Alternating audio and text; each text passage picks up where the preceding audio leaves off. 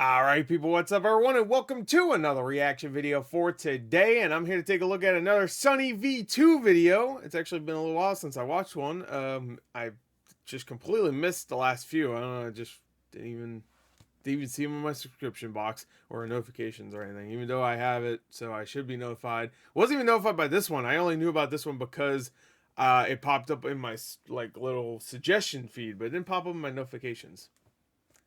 I don't know. Anyway, this is how James Corden destroyed his reputation. Nobody likes James Corden. You know what? I'm going to tell you right here. I don't watch his talk show. Maybe he's good on that.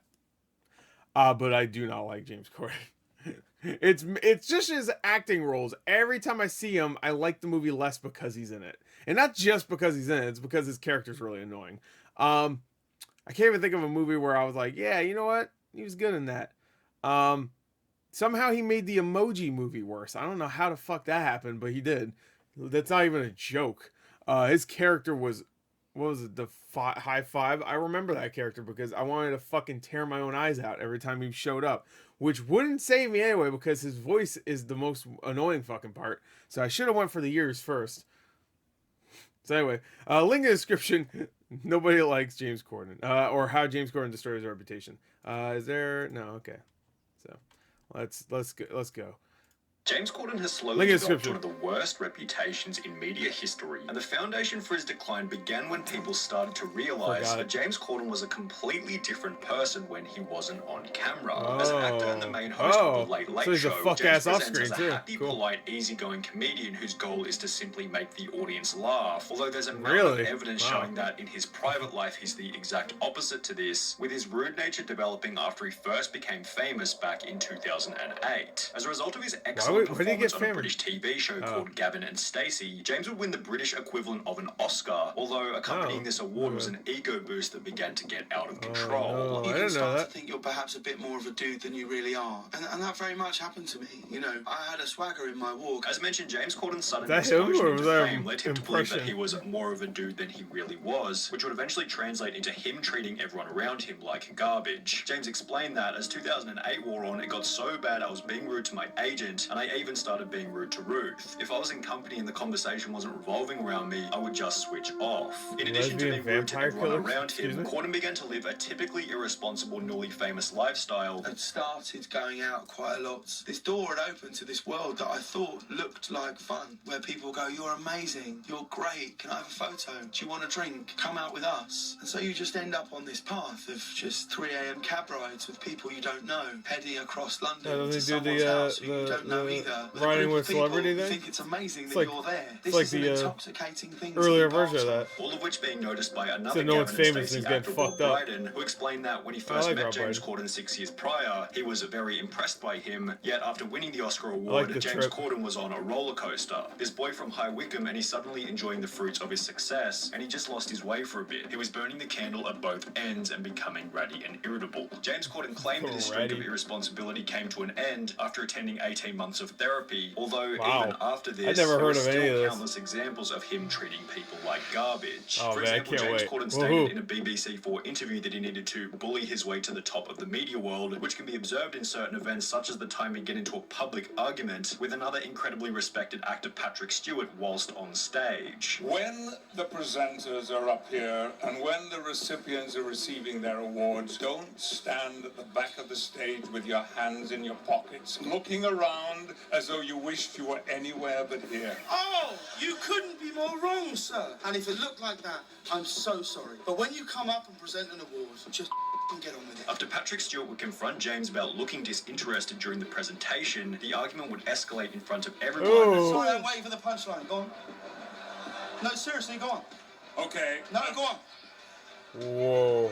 You can see my belly, and we can all see you dying right now. Let's go for it. Here we go. Which was concluded by James and Patrick bickering in the background while someone else was talking on the microphone. Now, to cut James some slack, Patrick Stewart was probably in the wrong here, considering he was the person who began the argument. Interestingly, after James Corden gave him a very favourable introduction. What was really confusing about it was that I gave him like a massive intro. Yeah, I know. I said, ladies and gentlemen, please welcome an actor who's held in such high esteem. Please welcome the brilliant Sir Patrick Stewart. And then he came up and did that. Although James still decided to engage and clap back with a few jabs of his own, so it's safe to say that he also had some degree of responsibility. There are other examples of similar situations where James has acted rudely, however, only after being provoked by someone else first. Countless paparazzi videos show James walking through Los Angeles looking quite angry and disinterested. Why are you upset, having a camera involuntarily shoved into your face probably doesn't facilitate the best environment. I don't like for paparazzi. mood. There was also the time when Ant and Dec played a prank on James Corden, attempting to make him late for work. Although considering they were literally going out of their way to make him angry, James probably gets another pass here. However, when James Corden would post one of the most brutal Reddit Ask Me Anythings in internet history, 3 fan interactions were highlighted, which James had absolutely no excuse for. Hey James, you won't remember me, but me and my friend sat at a table next to you and Harry Styles plus some others in Manchurian Legends in London's Chinatown about 6 years ago. We didn't bother you, but you were a massively entitled dick who yelled and treated the wait staff like shit, and when one of my party politely suggested you calm down, you got really aggressive and threatening. So my question is this. In a chubby way, like a boozy... How can you read that? That's the best part. This post was followed by another which read, I went to a James Corden live recording a while back. He had nearly zero interaction with the audience before/after the show, and was on his phone entirely during commercial breaks. I guess that's his prerogative. He may have been having a bad day. I also realize it must be difficult to be on all the time, but I remember being extremely disappointed. By comparison, I've been to a Jimmy Fallon recording and a Letterman recording, and I can say with full conviction that those guys really seemed like they cared about their audience and worked their hardest. Jimmy Fallon, even though I don't like him, he seems like a good dude. One final anecdote I just don't like him. Massive dick in person. I saw a League of Their Own filming live. Through multiple tantrums over minor things at the production staff, with him being incredibly rude to them, which made the other regulars seem very awkward like it was usual. Between each take, the other celebs would be chatting amongst themselves, bantering about. James was glued to his phone. At the end of the filming, people got up to go get pictures with James, and he massively kicked off shouting at people to go away and go back to their seats. And the few he did let have pictures with, he was moody as. Seeing him like that made me realize that everything you see of James his Corden TV fella needs to get his ass beat. Persona. When continuing on through the AMA, it becomes pretty obvious as to why James Corden only answered 3 different questions before calling it quits. Why are you, James, such a deeply unpleasant person? Did your parents raise you that way? Have you ever considered being funny or likable? James, are you aware that everyone thinks you're a hack and a talentless asshole? With his third comment here relating to the next reason behind James Corden's decline. Many of his on-screen performances have simply been terrible. A petition requesting that James Corden not be cast in Wicked the movie. Oh no, is he in Wicked the movie? And after Friends announced that James Corden will be hosting the TV show's 15-year reunion, he'd received Twitter responses such as, "Don't get me wrong, I've been wanting a Friends reunion since 2004, but if someone told me James Corden would be in it, I'd have told them not to bother." James Corden adding the Friends reunion to the list of things he's ruined with his mere presence. Additionally, after starring as the main character in the 2019 film Cats, the movie received a 2.8 out of 10 star rating on IMDb, as well as reviews so awful that James Corden didn't even end up watching the movie himself. However, James stating that he didn't watch the movie wasn't the only thing that was interesting about this interview, as he'd also discussed another topic which had turned much of his audience against him, his beef with another talk show host, Bill Maher. In September of 2019, Bill Maher published an editorial about obesity, with the contents of such being discussed on the Joe Rogan podcast. Look, you can't keep eating as much as you want and as shitty food as you want. You just can't. I can't? That's not something that anybody wants to hear, though. People loved it until James Corden said something. As mentioned, James Corden wasn't too happy with these comments. What the fuck? Fuck Bill Maher. By making both some reasonable arguments. If making fun of fat people made them lose weight, there'd be no fat kids in schools, and I'd have a six-pack by now. As well as some awful ones, such as a zero personal responsibility statement that Bill Maher was simply lucky to have a body that burned more calories than him. We're not all as lucky as Bill Maher, you know? We don't all have a sense of superiority that burns 35,000 calories a day. Which Bill interpreted as the easy, low-risk way out of the argument. He missed a great opportunity to literally save lives. He took the easy way out. Of course, you can always get applause for saying, "Oh, let's boo the mean man who's told the truth." That's not brave. As is usually the case with these kinds of topics, there were supporters for both sides of the argument. However, James unnecessarily forcing himself into such a divisive conversation where people already disagree with him was probably a net negative toward his reputation, just like the time his carpool karaoke was outed for being fake. The segment during which James Corden drives around singing songs with various famous musicians was called out by a user on Twitter in early 2020 city after they noticed Justin Bieber and James Corden in a car, which wasn't being driven but rather being pulled on a trailer. You can't even fucking drive it? 14 million views, which prompted an incredibly hilarious response from James Corden himself, in which he would go ahead and debunk the claim that the series had been faked. 95% of the time,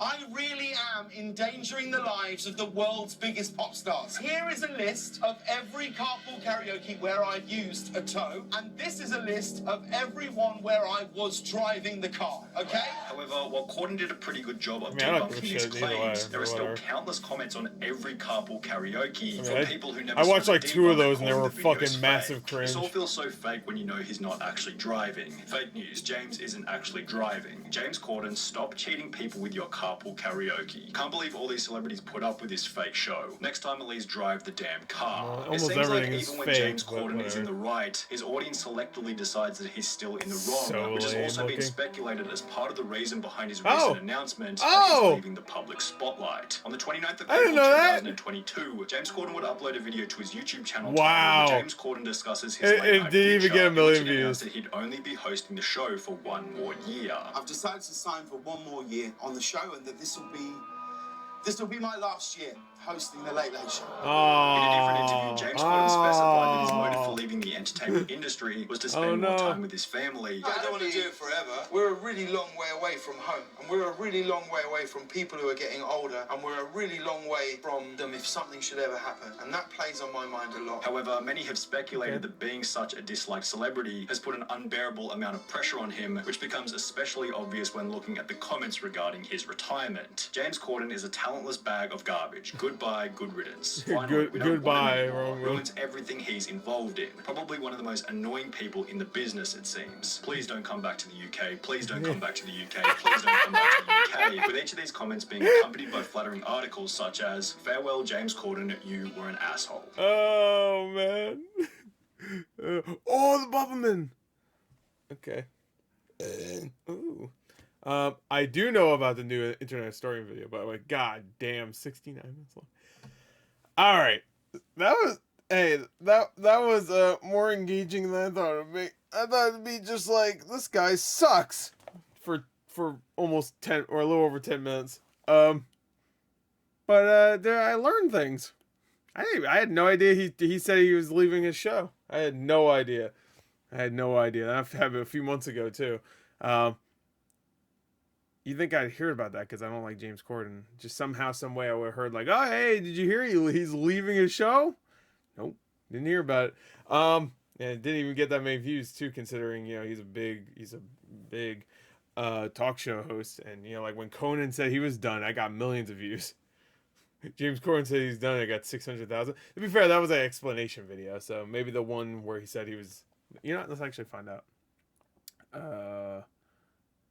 Here, let's just what should I type?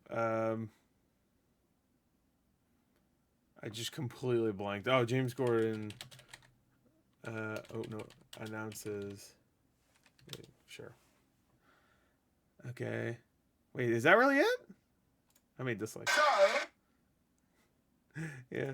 Really? So that's it. So that really was the video. Huh. Alright, well, I guess people just don't give a fuck.